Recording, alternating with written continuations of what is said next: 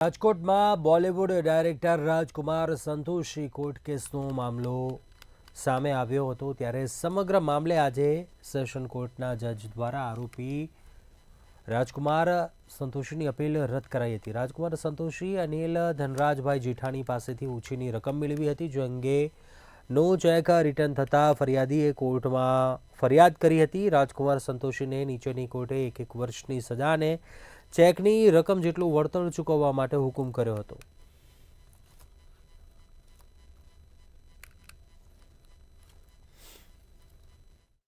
બંને તરફ પક્ષકારો તરફથી ગુજરાત હાઈકોર્ટ તથા સુપ્રીમ કોર્ટના જુદા જુદા ચુકાદાઓ રજૂ કરવામાં આવેલા હતા।